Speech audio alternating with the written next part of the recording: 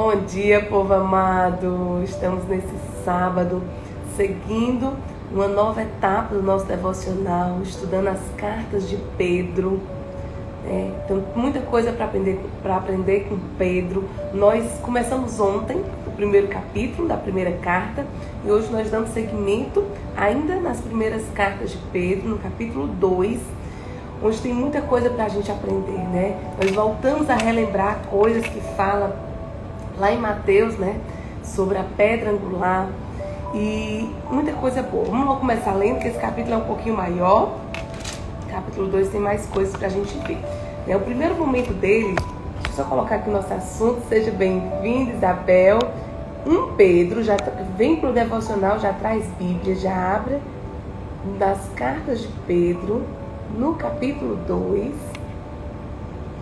Pronto, sejam bem-vindas, meninas. Abre aí Bíblia no capítulo 2 de Pedro, as primeiras cartas de Pedro. E nós vamos começar falando dos crentes. Os crentes são a casa espiritual edificada em Cristo. Isso é quem nós somos, né? As pessoas, os cristãos, os crentes, as pessoas que... Quem são os crentes? Aqueles que resolvem acreditar em Jesus. Aqueles que professam a sua fé no Deus vivo. Então, são os crentes a casa espiritual edificada por Cristo. Cada um daqueles que acreditam fazem parte da família de Cristo. Fazem juntos a igreja de Cristo. Não é um prédio, não é uma estrutura física, somos nós, eu e você, que decidimos acreditar.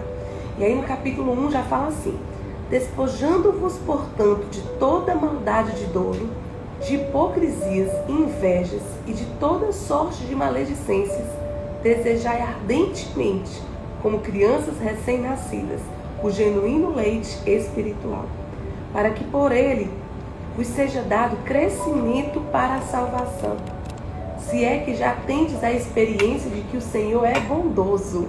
Olha só.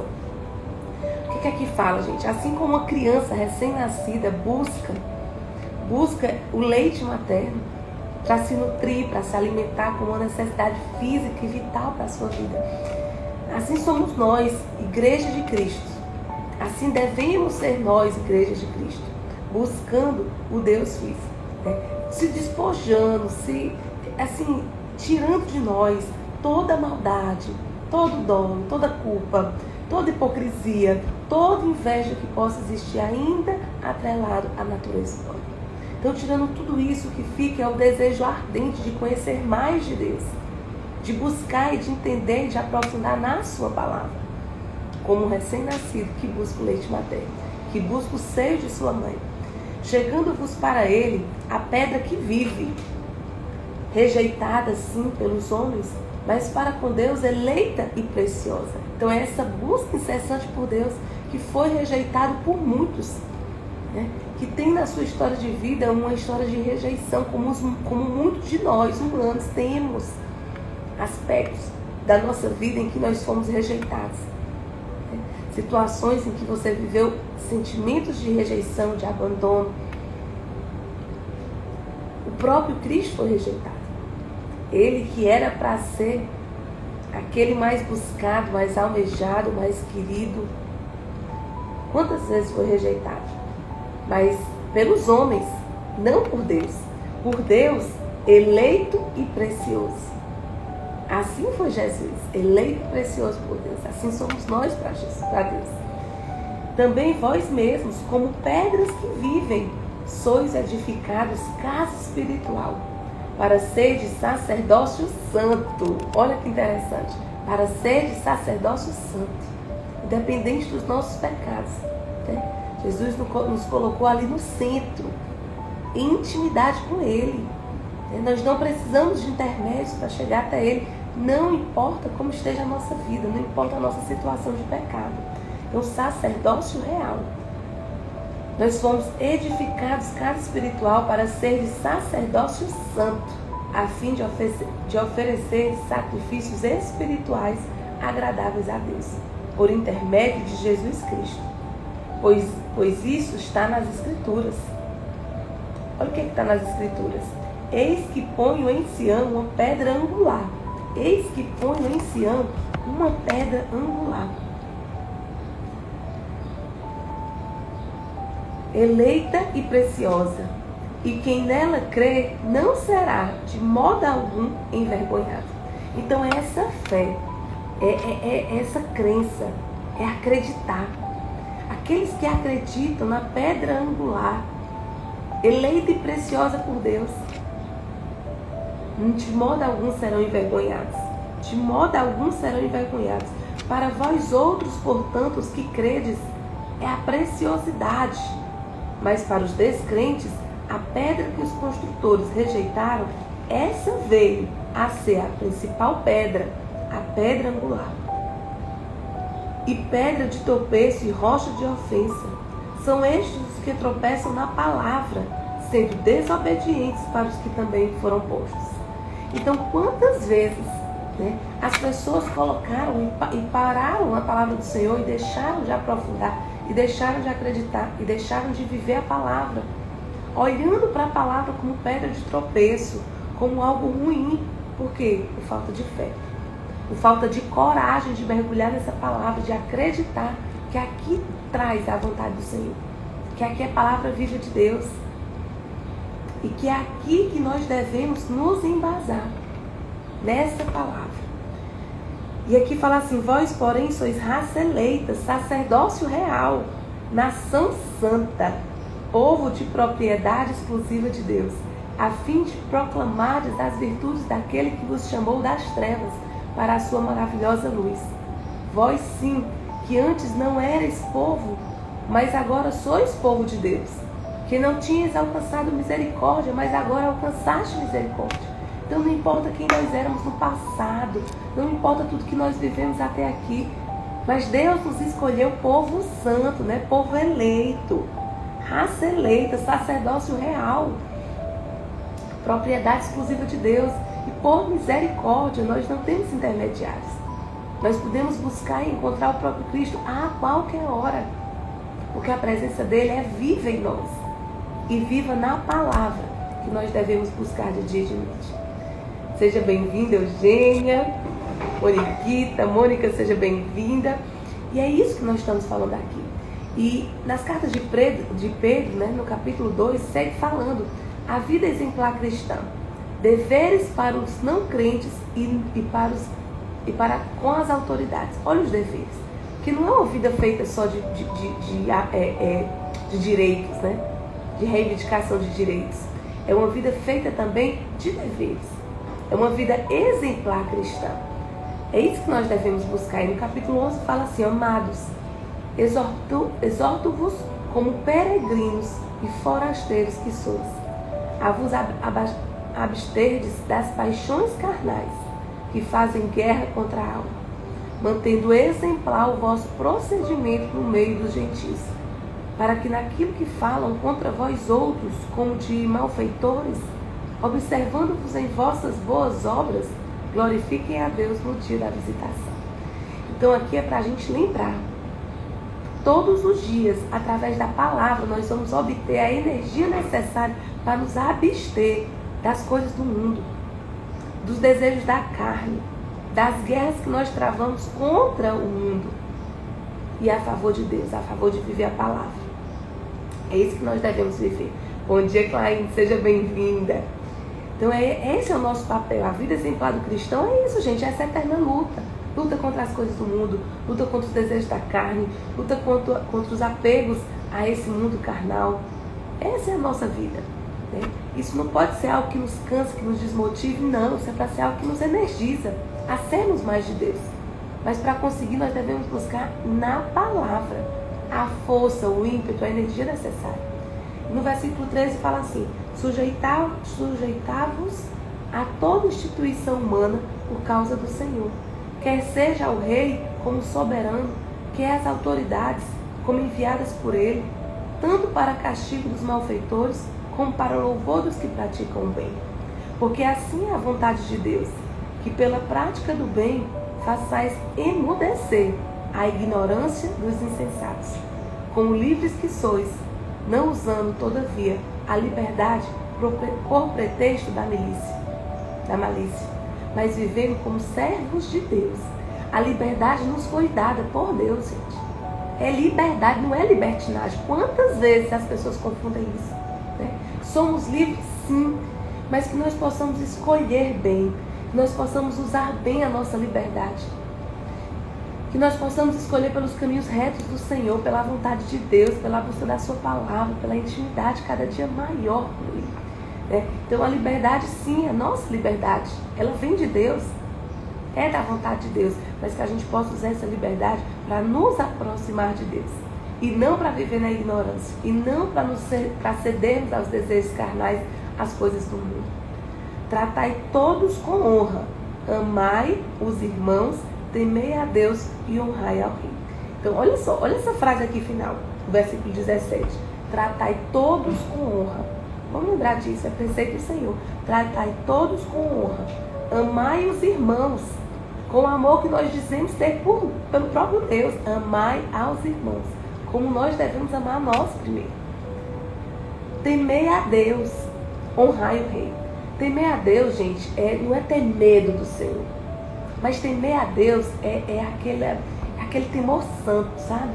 É aquela honra tão profunda, é aquele amor tão profundo que você busca viver a palavra, que você busca agradar, porque você sabe que Ele é teu Criador, que foi Ele que te fez, e que como nosso Senhor e Criador e Salvador, Ele sabe infinitamente melhor do que nós o que é bom pra gente.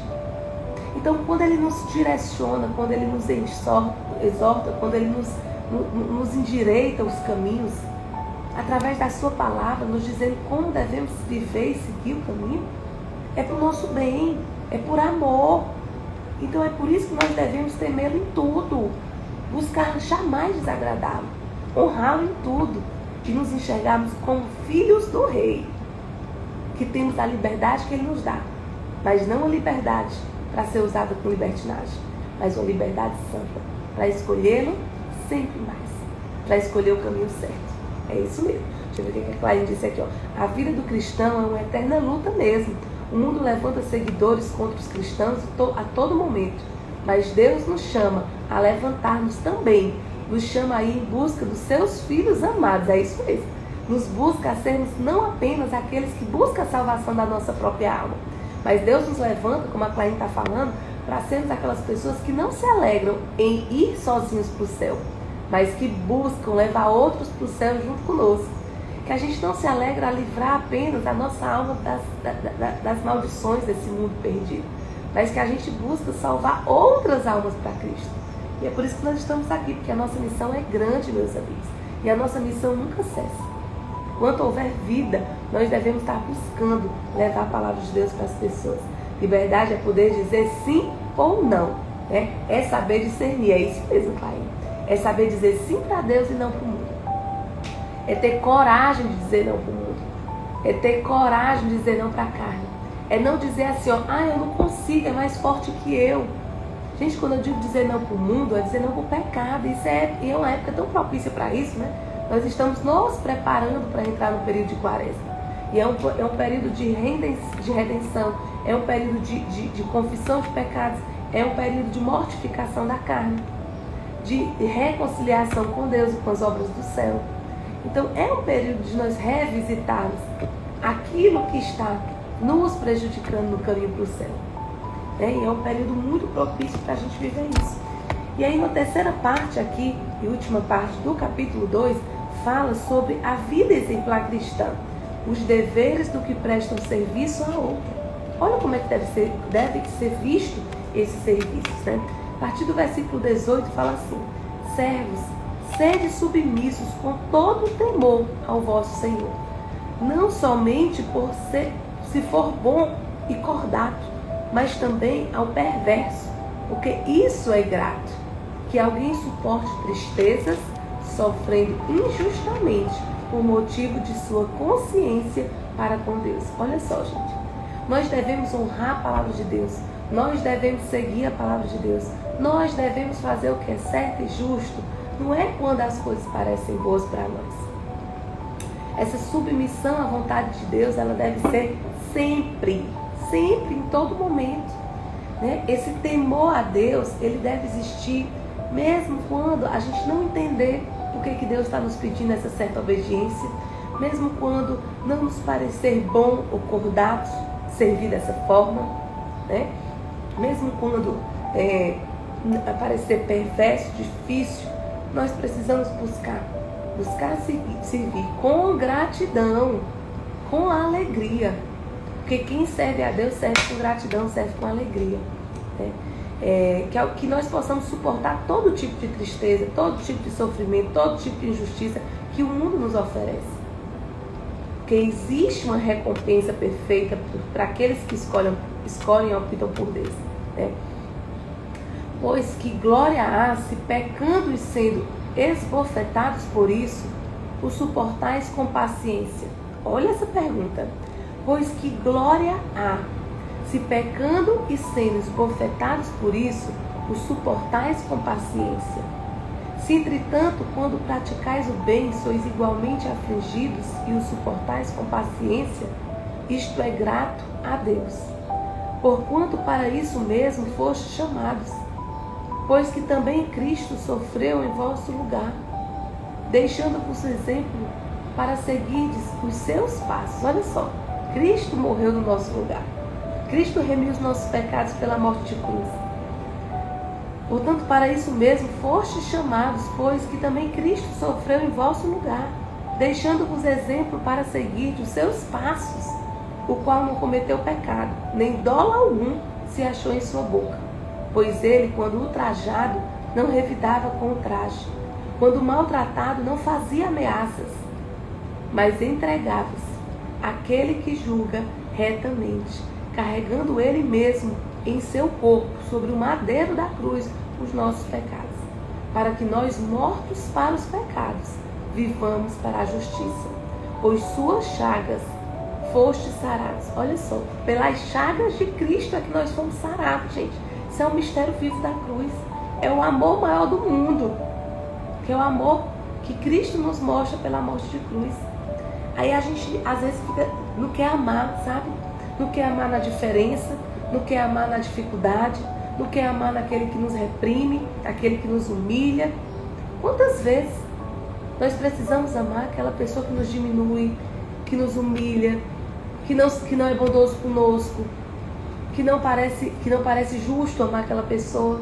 Mas, gente, vamos lembrar do mistério da cruz. Vamos lembrar do que Cristo fez por nós. Nós pecadores, imundos pelo pecado, não merecíamos. Se fosse por merecimento, gente, nós não teríamos tido morte de cruz por remissão dos nossos pecados. Não teríamos, porque nós não somos merecedores desse mistério perfeito. Mas Cristo escolheu nos amar tão profundamente, não tem visto o tamanho dos nossos pecados, das nossas transgressões, mas morrer na cruz por nós, vivendo o sacrifício perfeito, nos dá essa chance de reconciliação com o Pai. Aí muitas vezes a gente não reconhece esse amor por Deus, não reconhece o amor de Deus por nós, e aí a gente, sabe, coloca outras coisas na frente de Deus. E quantas vezes a gente se recusa a amar o nosso irmão, quantas vezes a gente sabe o que é certo e não faz, e opta pelo outro caminho, né? Então isso aqui é para a gente ter essa reflexão, porque estáveis desgarrados como ovelhas. Olha o que finaliza dizendo: porque estáveis desgarrados como ovelhas, agora porém os converteres ao pastor e bispo da vossa alma. Entende? Então essa pessoa éramos nós, e não importa como nós estamos hoje, não importa como nós éramos no passado, não importa o tamanho dos nossos pecados, Cristo escolheu morrer na cruz por nós, por mim e por você, né? Ele não teve visto o tamanho dos nossos pecados, pecado grande, pecado pequeno, pecado que dá para perdoar, pecado que não dá para perdoar. Ele simplesmente perdoou a todos, amou a todos igual. Aí quantas vezes eu e você ficamos de picuinha com o nosso irmão, ficamos escolhendo o que é que dá para perdoar. Ah não, isso aqui não dá para perdoar. Ah, quantas vezes eu já lhe perdoei. E Cristo, quanto de paciência que tem que ter por nós, né? Quantas vezes tem que renovar o perdão a nós. E nos ama e nos perdoa com o coração escancarado.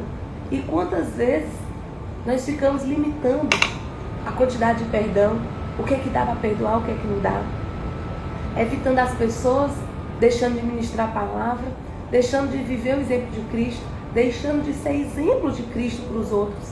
desistindo das pessoas. Gente, Cristo não desistiu de ninguém, né? Uma só ovelha que se desgarrou, ele foi lá e resgatou, porque todos somos importantes igual.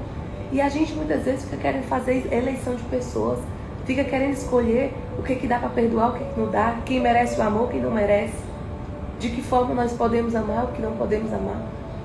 Que nós possamos hoje colocar a nossa mão na consciência e através do exemplo de Cristo lembrar do sacrifício perfeito, lembrar que nós não merecíamos e que não merecemos, lembrar de todas as vezes que nós transgredimos a lei de Cristo, todas as vezes que nós caímos em pecado e que nós precisamos da misericórdia de Deus. E assim devemos ser nós, corações misericordiosos para com os nossos irmãos. Que nós possamos unir todo o nosso sofrimento, todas as pessoas que são difíceis de amar, todas as circunstâncias que está faltando amor na nossa vida, que nós possamos unir toda essa dificuldade com o sacrifício de Cristo, o sacrifício de cruz. E que nós possamos hoje clamar pela misericórdia de Cristo, para que Ele nos ajude a sermos cristãos melhores, crentes melhores, mais apegados à sua palavra, mais dedicados à oração pessoal, com a fé fortalecida em Deus, para que juntos, para que a gente entenda que todos nós fazemos parte da igreja de Cristo. Nem eu sou melhor do que você, nem você é melhor do que eu, nem o seu dom é melhor que o meu, nem o meu é melhor que o seu, nem o seu pecado é maior que o meu, e nem o meu pecado é maior que o seu. Todos nós temos os nossos pecados, as nossas limitações, as nossas dificuldades, mas fazemos parte de um corpo maior que é a igreja de Cristo. Não é uma igreja é espaço físico, é a igreja de Cristo que tem 2 pés e que vai para onde Ele mandar, levando e pregando o seu evangelho. E mais do que pregando o seu evangelho, sendo o exemplo, vivendo o evangelho na prática, sendo o exemplo vivo. Você parou para pensar quantas vezes o nosso jeito de viver, gente, é o único evangelho que alguém vai ler na vida. Tem gente que olha para o seu jeito de viver e ou ela vê Cristo em você, ou ela não vê. Então nós precisamos optar por vivermos de forma real, intensa, o evangelho de Cristo na prática, né? Para que as pessoas olhem para a nossa vida e vejam o próprio Cristo ali. E fortaleçam a fé delas. E não se escandalizem com o nosso jeito de viver e reforcem nelas aquela coisa de que o mundo está perdido, de que não existe igreja real, né? Que não é possível acreditar. Porque muitas vezes eu e você estamos escandalizando nossos irmãos ao invés de estar levando eles a Cristo, fortalecendo a fé deles e ao mesmo tempo fortalecendo a nossa fé, né? Então que essa palavra de hoje possa nos servir de exemplo. Que sempre há jeito, gente, sempre há jeito. Olha, se tem uma coisa que Pedro me ensina, como seu exemplo, é que tem jeito. Gente, vocês lembram de Pedro? Quem era Pedro? Se você for ver na estrada toda, quem foi Pedro? Pedro foi aquela pessoa que muitas vezes não acreditou. Olha aqui, ó, se você for ler sobre Pedro, só você for dar uma olhadinha, né? Em Pedro, só no Novo Testamento, se você for olhar ali no Evangelho, dos Evangelhos, você vai ver Pedro com uma fragilidade de dar dó, entende? Quando você vai ver Pedro, você vê que Pedro, ele estava ali. Você lembra de Pedro quando ele estava ali caminhando nas águas, no encontro de Jesus, e vacilou por medo, começou a afundar. Você lembra quando Pedro disse que amava Jesus e ele falhou miseravelmente com o Senhor várias vezes? Quando ele negou a Cristo 3 vezes, quando ele prometeu, não, jamais vou te negar, Senhor. Negou 3 vezes, se tivesse a oportunidade de ter negado mais, entendeu? Então assim, esse mesmo Pedro é quem nos exorta agora. E sabe, aquele Pedro medroso, frágil, pecador, cheio de defeitos, de limitações, é o mesmo Pedro que se fortaleceu em Deus. E que aqui é outro momento da história. Aqui nas cartas de Pedro, gente, é outro Pedro, sabe? Exercendo a liderança cristã. Aqui é quando Pedro já está fortalecido, é quando ele começa a ver a perseguição à igreja, a outros crentes, e ele se posiciona. E fortalecido ele diz, não, esse é povo de Deus. Esse é meu povo, esse é povo eleito. E Deus nos fala assim, né? Sacerdócio real. É Deus que nos chama, gente. Olha como ele nos diz. Povo eleito, propriedade exclusiva de Deus. Assim somos nós chamados por Cristo, né? Nação santa. Nação santa foi Cristo que disse, raça eleita. Então, aqui somos nós. Não importa como nós viemos sendo.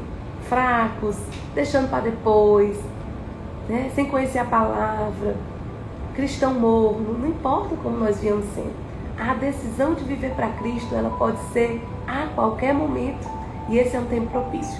Nós estamos entrando no tempo de quaresma, tempo de reconciliação com Deus, de relembrar os nossos pecados, nos arrepender de coração, sofrer pelos nossos pecados, nos arrepender de coração, nos reconciliar com Cristo, renovar as nossas promessas de batismo, buscar uma vida reconciliada, uma vida santa, viver e buscar conhecer mais da palavra, viver o Evangelho na prática, nos unir a outros cristãos, unir as nossas fragilidades para que fortes nós possamos nos levantar nesse tempo, batalharmos juntos por Deus, pela palavra de Deus, gente. Há muitas coisas no mundo que estamos... O peso do mundo é forte demais. É como um rio que te leva numa correnteza fortíssima. Então nós precisamos nos unir com a palavra santa de Deus, para que nós possamos caminhar na contramão do mundo. Deus pede isso de nós. Não apenas para salvar a nossa alma, mas para sermos salvação para tantas almas sedentas de Deus, para tantas pessoas perdidas nesse mundo, né? Perdidos e precisando dessa salvação. Claim fala aqui, Jesus orou para que Pedro não fraquejasse na fé. É coisa linda, né, gente? Se Jesus orou, quem somos nós para não orar?